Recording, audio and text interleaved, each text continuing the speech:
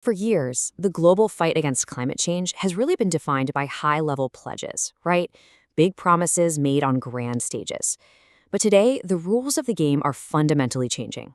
We're officially shifting away from just making those promises to executing boots-on-the-ground industrial realities. In this explainer, we're going to dive right into how leaders in places like India and Turkey are actually steering international climate governance into an entirely new paradigm. And that brings us to the massive question facing entrepreneurs, industrial stakeholders, and global leaders right now. What actually happens when the world has to stop talking and start delivering? As the UN officially declares we're entering a new phase of climate action, the era of simply stating our good intentions is closing. UN climate chief Simon Stiell made it pretty clear recently. Sure, negotiations are always going to be part of the process, but we have enough foundational agreement now to just double down on implementation. The era of demonstrating actual results, it has officially begun. So, we're leaving behind an era that was dominated almost entirely by setting broad targets, those nationally determined contributions you're all familiar with, and getting bogged down in endless bureaucratic negotiations. Welcome to the era of implementation. The new milestones aren't just carbon targets written on paper anymore. They are physical realities. We are talking about building vastly more robust electrical grids, massively scaling up renewable storage capacity, and unlocking real-world public-private financing to get these projects off the ground. You can really see why this shift is so necessary when you look at the sheer scale of the diplomacy today. The climate regime has become incredibly bloated with these mega COPs. The jump in participants from the Kyoto era to the post-Paris era has created a literal administrative crisis. I mean, the size of these meetings demands structural reform just so we can actually focus on actionable results rather than trying to manage logistics for tens of thousands of attendees. Now, before we look too far ahead, we do need to acknowledge what has worked. A decade out from the 2015 Paris Agreement, we've successfully halved the global warming trajectory. Think about that. Before Paris, the world was on track for a devastating 5 degrees Celsius of warming. Now, we've wrestled that down to under 2.5 degrees. It proves the framework is doing its job. But as we all know, 2.5 degrees is still way off the 1.5-degree target we actually need for a livable planet. So the pathways have been forged, but a massive amount of heavy lifting remains.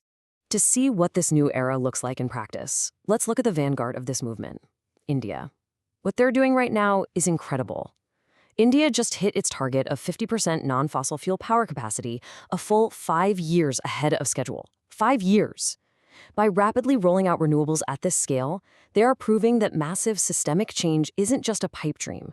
It's entirely possible, and it can happen within a highly accelerated timeframe. And honestly, this transition is far more than just an environmental necessity. It's a massive economic fast track. UN climate chief Simon Stiell pointed this out during his recent visit to Delhi. Moving quickly to clean energy makes total economic sense. It cements nations as global economic giants while acting as a crucial shield for national security. It literally distances economies from the chaotic fossil fuel costs that have been reverberating through the global market recently. Lower bills, greater energy security, it all fundamentally enhances both food security and public health. But India isn't just succeeding at home. It's taking on a highly strategic dual role globally. At the international negotiating table, India is acting as an essential voice for the global south. They're actively representing the specific financing hurdles and technological bottlenecks faced by developing countries worldwide. And the best part? They aren't just bringing problems to the table, they're bringing the hard-earned solutions and technical realities they've actually navigated during their own energy transition. So all of this on-the-ground progress is setting the stage for a major turning point, COP31 in Antalya, Turkey. This upcoming summit is deliberately not being positioned as a platform to voice new, lofty commitments. Instead, it's being structured as a massive global progress report. It's about evaluating exactly how nations are deploying trillions of dollars into energy grids and fulfilling the promises they've already made. COP31 President and Minister of Environment Murad Kurum presented a crystal-clear vision for this at the UN General Assembly. His message to the world? Speak less, produce more results. It's exactly what we need to hear. He emphasized that while a commitment is simply a statement of intent, implementation is the actual proof of trust. Turkey is signaling a zero-tolerance policy for empty rhetoric. For the business leaders and policymakers tuning in, Minister Kurum's vision translates into some highly actionable pillars. First up, curbing emissions through a robust circular economy, heavily inspired by Turkey's own zero-waste movement. Second, expanding clean energy access to the 730 million people currently living without it. Third, steering the industrial sector to net zero. And finally, placing finance and technology transfer at the absolute heart of the summit. To make sure these pillars actually stick, Turkey is actively preparing what's being called the Antalya Declaration. Now, this isn't just going to be another working paper that sits on a desk. It is intended to be a strict leadership-level mandate. By pulling the views of participating nations directly into this declaration, the COP31 presidency aims to ensure measurable progress that holds nations truly accountable for the technical execution of their climate promises. So here's the bottom line for the entrepreneurs and industrial stakeholders watching. This diplomatic shift translates directly into market opportunity. The era of implementation is opening massive avenues for green technology and infrastructure contracts, shifting capital, upgrading grids for renewable loads, integrating circular economies into supply chains. These aren't just talking points anymore. They are the direct blueprints for future global market demands. It all comes down to a defining choice. As Minister Curran passionately warned at the UN, humanity has to reconnect with its inherent responsibility toward the planet.